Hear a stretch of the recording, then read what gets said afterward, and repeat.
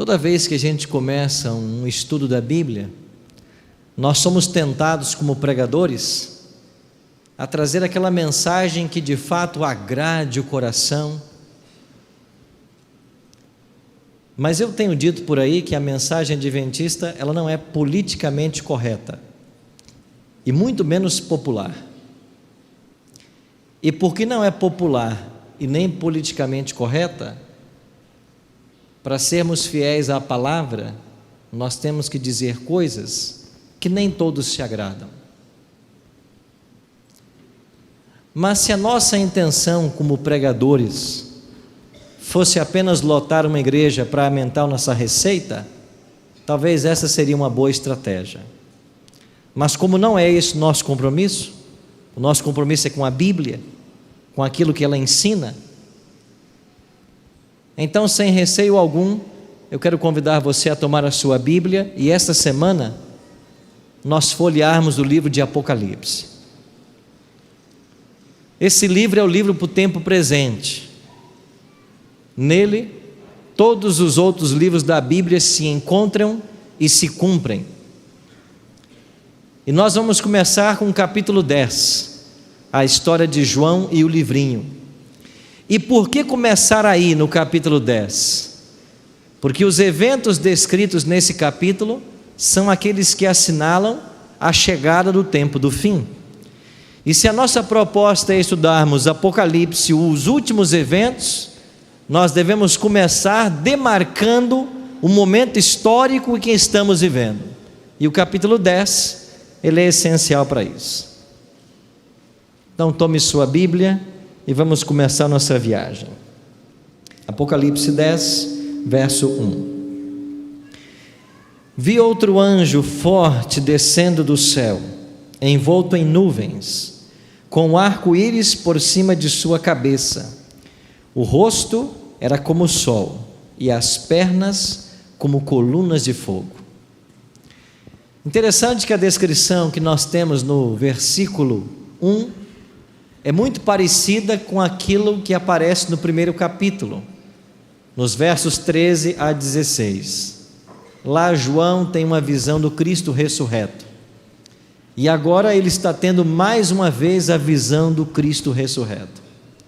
Aqui Cristo é apresentado como um anjo forte, mas é o próprio Jesus. Essa expressão envolto em nuvens, ela é aplicada no Novo Testamento para a pessoa de Jesus Cristo.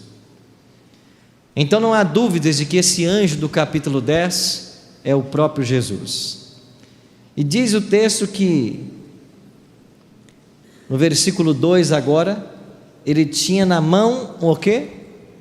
Um livrinho aberto. Pôs o pé direito sobre o mar e o esquerdo sobre a terra. Interessante, eu estava lendo esse capítulo outro dia e me veio à memória uma coisa. Por que é que João vê esse anjo, que é o Cristo, colocando um pé direito sobre o mar e o outro sobre a terra? Essa posição denota sua autoridade. Ele tem autoridade sobre todo o planeta. E essa autoridade será questionada. E no capítulo 13, você tem uma besta que surge do mar e uma outra besta que surge da terra. Ele tem um pé sobre o mar e um pé sobre a terra, e desses dois locais surgem duas bestas. Estas bestas estão vindo para questionar a autoridade de Cristo e tentar usurpar o lugar que a ele pertence. Então esta posição denota a autoridade que Cristo tem, e ele tem um livro aberto em suas mãos. Versículo 3: e bradou em grande voz, como ruge um leão, e quando bradou, desferiram 7 trovões as suas palavras. Que livro é esse que ele tem na mão? É um livro que está para ser aberto.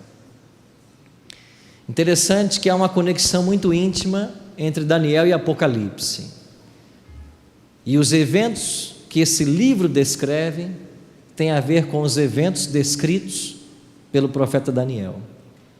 Nós entendemos que esse livrinho nas mãos de Cristo, que contém a história, o destino das nações, é o livro do próprio Daniel. E agora ele está para ser aberto. Esse livro, ele tem uma característica muito interessante. É um livro agridoce. E João recebe uma ordem, no versículo 8. 10:8. A voz que ouvi vinda do céu estava de novo falando comigo e dizendo: vai, toma o livro que se acha aberto na mão do anjo, em pé sobre o mar e sobre a terra. Verso 9 e 10. Fui, pois, ao anjo, dizendo-lhe que me desse o livrinho. Ele então me falou: toma-o, devora-o, certamente ele será amargo ao teu estômago, mas na tua boca doce como mel. Tomei o livrinho da mão do anjo e o devorei, e na minha boca era doce como mel. Quando, porém, o comi, o meu estômago ficou amargo. Um livrinho doce na boca e amargo no estômago. João come o livro. Cristo mesmo havia ordenado isso. O que significa esse simbolismo?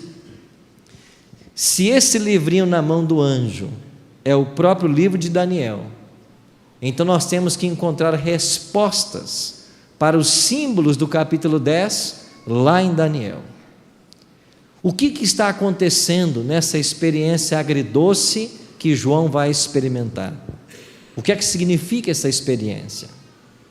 Pois bem, esse capítulo 10 fala a respeito da chegada do tempo do fim. Em 1º de novembro de 1755, aconteceu o famoso terremoto de Lisboa. Quando chegamos em 19 de maio de 1780, você tem o escurecimento do sol durante o dia, e à noite a lua surgiu no céu, vermelha como sangue. Quando chegamos em 1798, no dia 10 de fevereiro, você tem a prisão do Papa. Aquele símbolo de um poder que havia durado 12 séculos. E quando esse líder é preso, as pessoas se perguntam: o que é que está acontecendo com o nosso planeta? O líder mais poderoso, o líder religioso mais poderoso, preso. Em 1833, no dia 13 de novembro, você tem a famosa chuva de estrelas ou meteoritos. E nós entendemos de que todos esses eventos de 1755, 1780, 1798 e 1833, eles fazem parte da abertura do 6º selo, conforme descrito em Apocalipse 6, 12 em diante. Cristo, em Mateus 24, no verso 27, havia referido-se também a esses eventos. Então o mundo voltou-se para a Bíblia, porque algo estava acontecendo. O mundo estava saindo do seu curso natural, algo extraordinário estava acontecendo. Então houve um despertamento religioso, e as pessoas voltaram-se para a Bíblia, principalmente nos Estados Unidos. E esse despertamento religioso ficou conhecido na história da nação americana como o segundo grande reavivamento. E dentre estes americanos que se voltaram para a Bíblia, estava um batista chamado Guilherme Miller. E este fazendeiro se interessou pelo estudo da palavra de Deus e dedicou vários anos de sua vida a estudar o livro do profeta Daniel, sentado aí na escrivaninha da sua casa. Aqui está uma foto da Bíblia de Miller. Ela se encontra hoje no museu da nossa Universidade Andrews, nos Estados Unidos. E quando eu peguei a Bíblia de Miller na mão, uma coisa me chamou a atenção. 2 porções na Bíblia de Miller estão surradas pelo uso. Você consegue adivinhar quais são? Todo mundo tira 5 nessa pergunta, né? Daniel está certo, Apocalipse está errado. Na Bíblia de Miller, o livro de Daniel e os evangelhos estão surrados pelo uso. Por que os evangelhos? Porque para ele entender Daniel, ele teve que entender o papel de Cristo na profecia. E sentado aí nesta cadeira, com essa Bíblia, ele gastou pelo menos 8 anos no tema principal de estudo. Miller chegou a Daniel 8,14. Esse verso para ele foi uma incógnita. O texto diz: e ele me disse, até 2.300 tardes e manhãs, o santuário será purificado. Se você não compreender esse texto, a que ele se refere, o seu conhecimento da Bíblia e dos eventos atuais vai estar comprometido, porque esse texto é um texto-chave. E falando para os adventistas, se nós não conhecermos bem esse texto e a profecia que ele envolve, nós temos que voltar para as salas, voltar para os estudos, porque isso é chave na nossa visão. O tempo que nós estamos vivendo não permite mais um adventista não conhecer o que esse texto ensina ou a profecia que ele ensina. Por que não permite? Você vai entender nessa noite. Em Êxodo 25:8, Deus havia dado uma ordem a Moisés. Deus disse para Moisés: e me farão um santuário para que eu possa morar no meio deles. E Moisés começou a construir um santuário. Esse santuário tinha 2 serviços principais. Era um serviço todos os dias ou diário para perdão dos pecados. Esse era o primeiro serviço. Como funcionava então a salvação nos dias do Antigo Testamento? Quando alguém pecava, pegava um animal e levava até o santuário. Para cada tipo de pecado havia um tipo de animal, um tipo de oferta. Então no santuário eram oferecidos ovelhas, cordeiros, pombas, rolas, touros. Dependendo do pecado, tinha um tipo de oferta. O pecador trazia o animal na presença do sacerdote, colocava a mão sobre a cabeça do animal, confessava o seu pecado, simbolicamente o pecado saía dele e ia para o animal. Agora o pecador pegava uma faca e matava o animal. Ele tinha que matar o animal, e enquanto o animal estivesse contorcendo as dores da morte, o pecador via nesse animal um símbolo do Messias. Toda vez que ele pecava, o inocente morria, e isso apontava para o Messias. Então este era um evangelho em símbolos, e através desse evangelho, Deus falava à nação, advertia contra o pecado e apresentava a graça.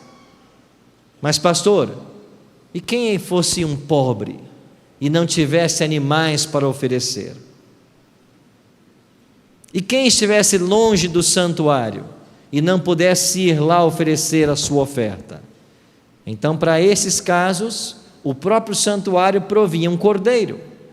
E todos os dias, às 9 da manhã e às 3 da tarde, morriam 2 cordeiros, providos pelo próprio santuário. E esses cordeiros que morriam, eles atendiam essas 2 situações: quem não tinha animal para oferecer e quem estava longe do santuário.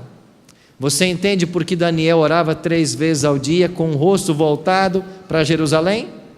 É porque ele esperava que o sacrifício que lá estava acontecendo, pelo menos nos primeiros anos de cativeiro, enquanto havia santuário, também beneficiasse a ele. Assim as pessoas eram perdoadas no Antigo Testamento. Agora no santuário havia um segundo serviço, que acontecia uma vez por ano. No local santo, o sacerdote pegava o sangue do animal que o pecador havia matado e entrava e molhava o chifre do altar do santuário e aspergia também na cortina. Mas uma vez por ano entrava em cena o sumo sacerdote, que era o maior líder religioso em Israel. Havia um dia para isso, 10º dia do 7º mês.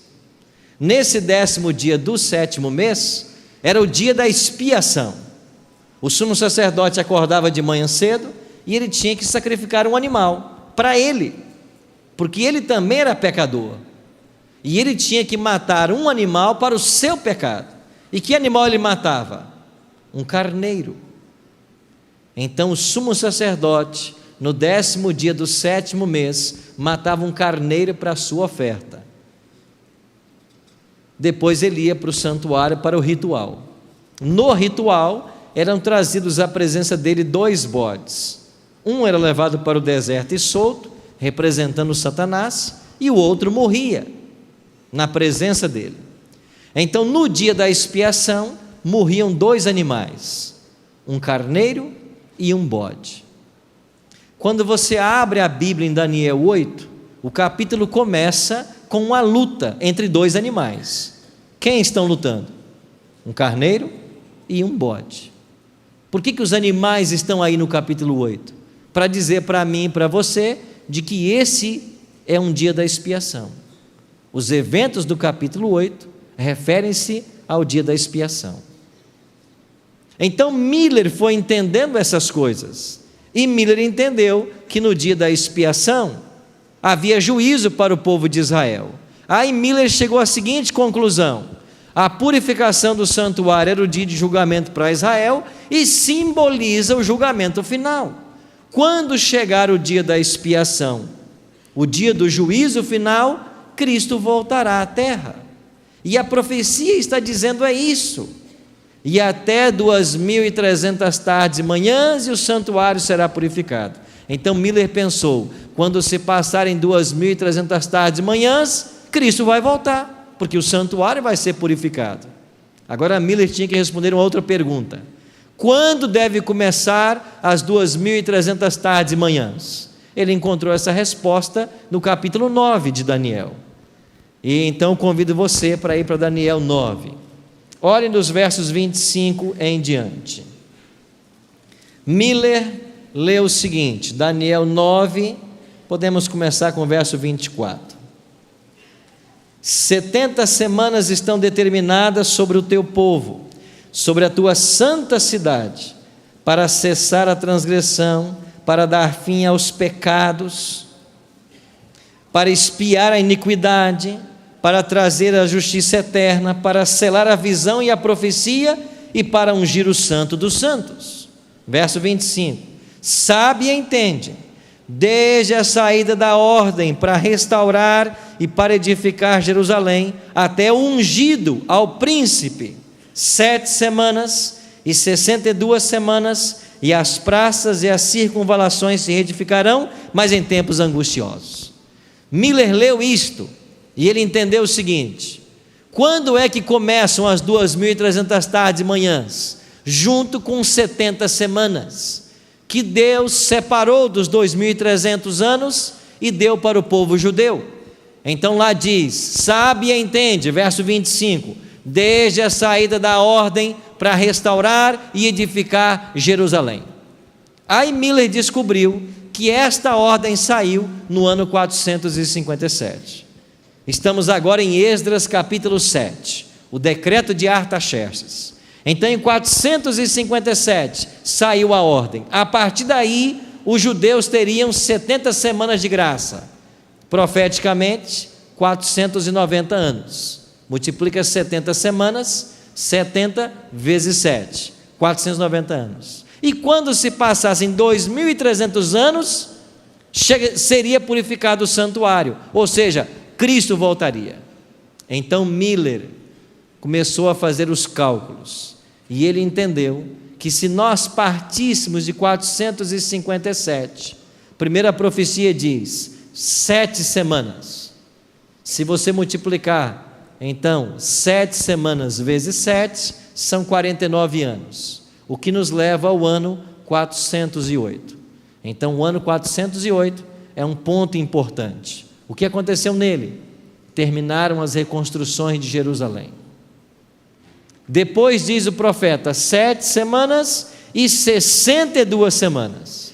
Se você multiplica 62 vezes 7, são 434 anos. E isto nos levaria até o ungido, o Messias. E quando é que Cristo foi ungido pelo Espírito Santo? Em que evento? Que evento? No batismo. Lembra que o Espírito Santo veio sobre ele em forma corpórea de pomba, ali ele foi ungido pelo Espírito Santo. Que ano era? Ano 27. Ele estava com 30 anos, mas era o ano 27. E o ano 27 bate exatamente com a profecia. 69 semanas ou 483 anos depois do decreto de Artaxerxes. Cristo vai para o Rio Jordão e diz para João Batista: me batiza. Qual foi a resposta de João? É você quem tem que me batizar. E Jesus disse para João: João, tem que ser agora, porque convém que cumpra toda a justiça. Por que Jesus disse isso? Porque tinha um dia marcado para ele ser batizado. Jesus tinha um dia marcado para tudo, e para o seu batismo era aquele dia, 69 semanas exatamente depois do decreto. Cristo se batizou. Aí chegamos a Daniel 9:27. Olha o que diz o verso 27. Ele, o Messias, que foi ungido no batismo, fará firme aliança com muitos por quanto tempo? 1 semana.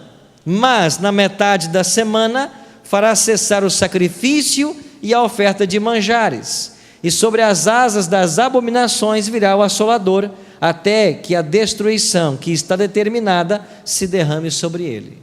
Então o profeta Daniel recebeu a mensagem: ele, o Messias, depois de ungido, batizado, fará aliança com o povo judeu por 1 semana, 7 anos.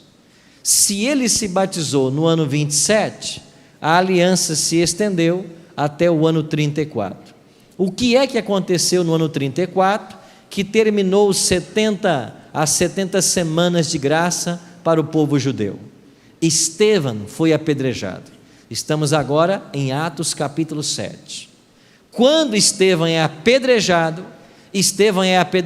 exatamente 490 anos depois do decreto de Artaxerxes. Só que a profecia dá mais um detalhe: ele fará firme aliança com muitos por 1 semana, mas na metade da semana fará cessar o sacrifício. Como Cristo fez cessar o sacrifício de animais do Antigo Testamento? Morrendo sobre a cruz.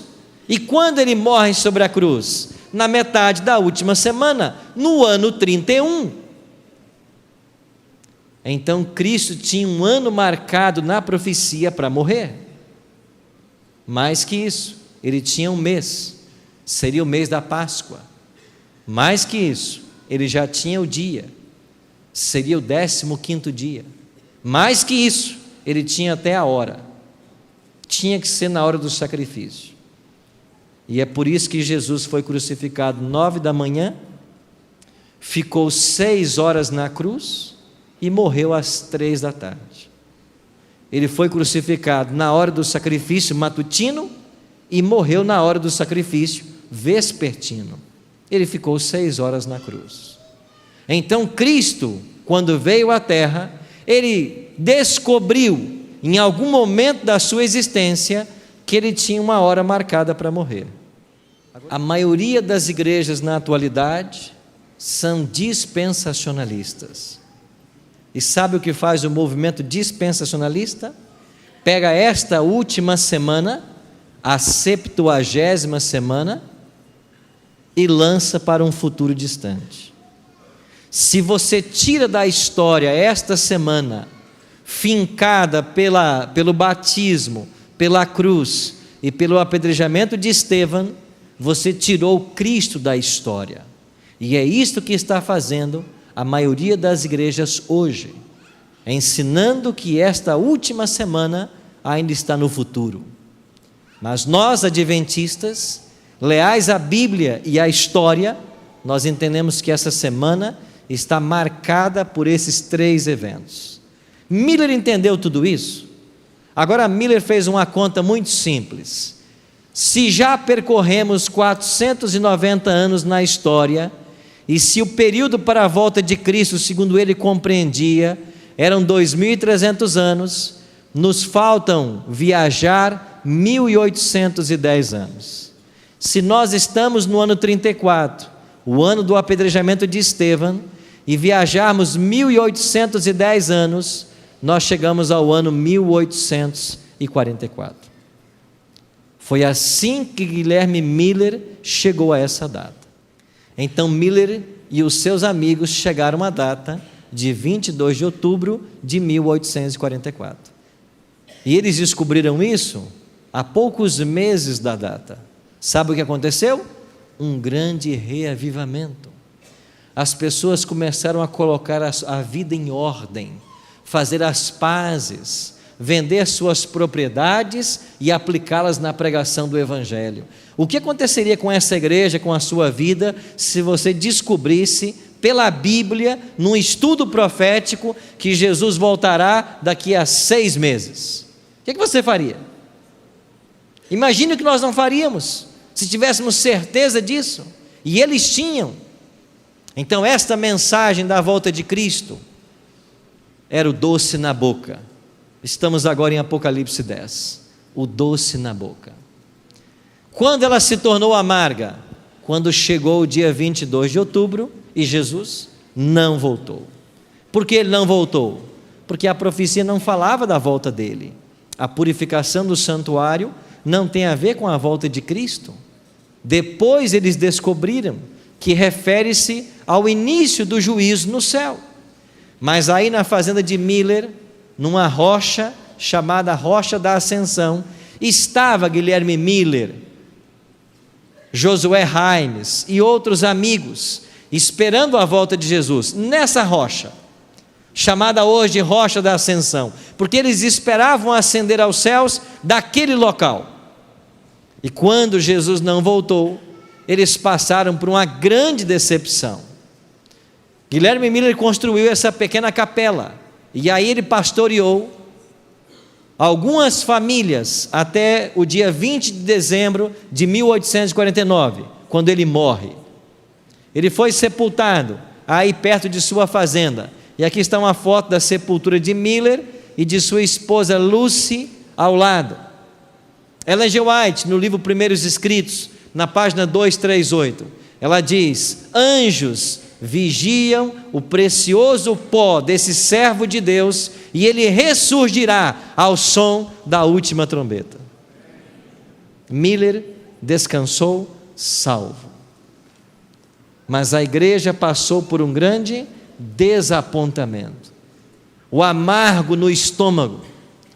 Eles não entenderam o que estava acontecendo, e então eles se voltaram para a Bíblia. E no dia imediato ao desapontamento, Irã Edson acordou cedo e foi confortar algumas famílias que estavam decepcionadas. E enquanto ele passava por meio de um milharal, ele teve uma visão.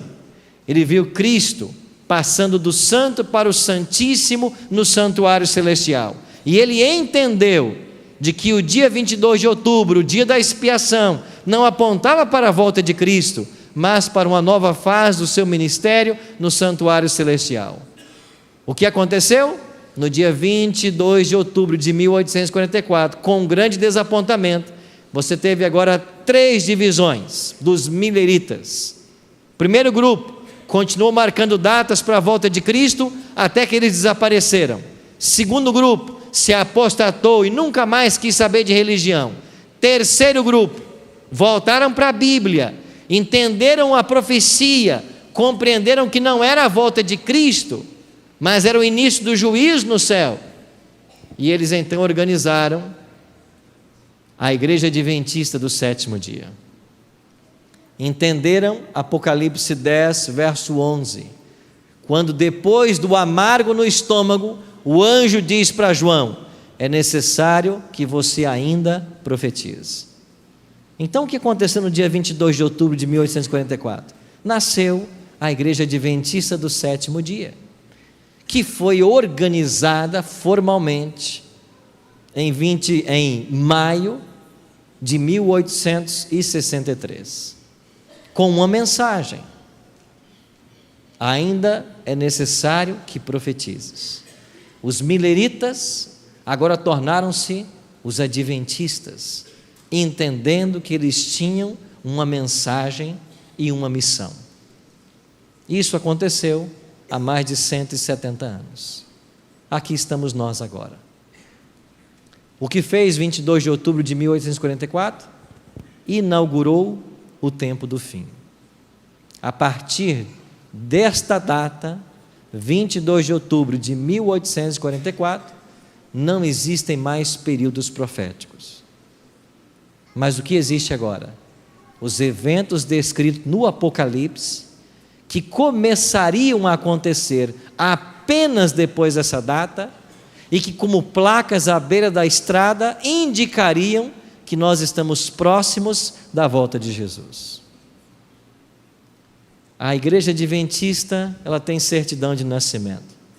Ela não surgiu de uma briga de pastores, ela não surgiu de um movimento dissidente, ela não surgiu por ideia humana, ela tem uma certidão de nascimento.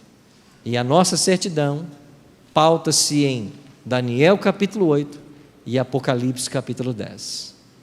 Se nós não entendermos esses dois capítulos, nós não entenderemos o movimento profético que nós somos. Pastor, isso não é ser exclusivista? Seria, se nossa igreja fosse uma igreja de portas fechadas. Não é, porque nós somos uma igreja aberta a qualquer pessoa que desejar ser membro de nossa comunidade. Mas nós nos vemos como nascendo de uma profecia e com uma missão para o tempo presente. E qual é a nossa missão? Pregar a última mensagem que o mundo tem que ouvir para que Jesus volte. E que mensagem é esta? É a abertura que Cristo faz desse livro de Daniel, comparado com a abertura do livro do Apocalipse. Por que nós somos a igreja remanescente? Porque a igreja adventista, primeiro, ela é devedora. Nós devemos aos cristãos que vieram antes de nós. Nós aprendemos a guardar o sábado com os batistas do sétimo dia. Nós aprendemos justificação pela fé com os luteranos. Nós aprendemos santificação com os metodistas. Nós aprendemos o batismo por imersão com os batistas. Nós somos devedores. Mas a igreja adventista, ela é única como movimento profético, porque ela conseguiu reunir em seu bojo doutrinário todas as verdades da palavra de Deus. E essa verdade, ela tem que ser pregada no poder do Espírito Santo. E aonde os argumentos não alcançarem, contaremos com a ação do Espírito. Essa garota que você está vendo vestida de azul, eu estudava com a família dela. Começamos a estudar o livro do Apocalipse.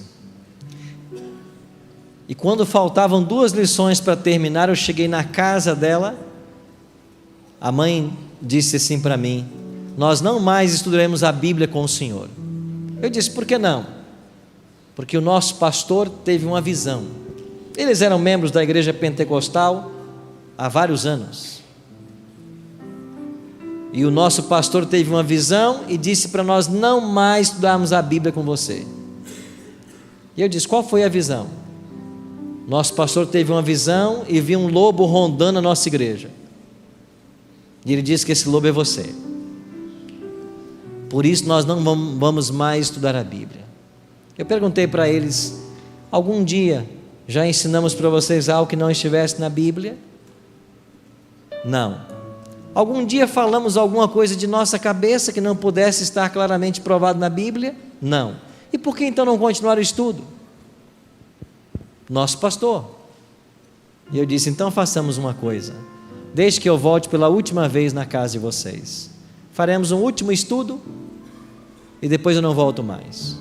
Eles concordaram. Durante aquela semana nós oramos por essa família. E quando voltamos uma semana depois naquela casa, antes que começássemos aquilo que seria o último estudo, essa garota de azul chamada Rejane disse: quem teve uma visão agora fui eu. E eu queria contar para você e que você me interpretasse. Eu disse: eu não sei interpretar sonhos, mas eu sei de uma coisa: se Deus deu a visão, se Deus deu o sonho, certamente você já sabe o significado. E ela disse assim: eu tive um sonho essa noite, e eu vi vindo em minha direção um cavalo branco. Lembra dos 4 cavaleiros de Apocalipse? Havíamos estudado isso com elas. E enquanto o cavalo branco vinha em minha direção, você estava montado no cavalo. Eu vi você montado no cavalo. E um anjo apareceu do meu lado e disse: esse rapaz tem a verdade. E é por isso que nós todos queremos ser batizados na igreja adventista. A família inteira foi batizada, mas os argumentos nunca convenceriam a eles, se não fosse pela ação do Espírito. Talvez os argumentos não convençam você, mas você tem que deixar que o Espírito atue. Talvez você tenha uma admiração muito grande pela igreja adventista. Talvez você está aqui nessa noite porque você admira o que nós ensinamos. E que bom que você veio. Você veio ao lugar certo, porque essa igreja tem um compromisso com a Bíblia. E é isso que nós vamos ensinar aqui essa semana. Agora, eu espero que você, ao conhecer as verdades desse livro, você tenha um encontro também com Jesus Cristo. Você possa vê-lo, que Ele mude a sua vida. Pai Santo, obrigado porque ao pé da cruz, esses teus filhos e filhas vieram nessa noite. Oramos por eles agora. Eu não sei o nome deles. Pai, abençoa-os na decisão que eles estão tomando de se unirem à igreja remanescente. Abençoe a nós outros que um dia já tomamos essa decisão. E prepare a todos nós como uma grande família para a tua volta. Oramos em nome de Cristo. Amém.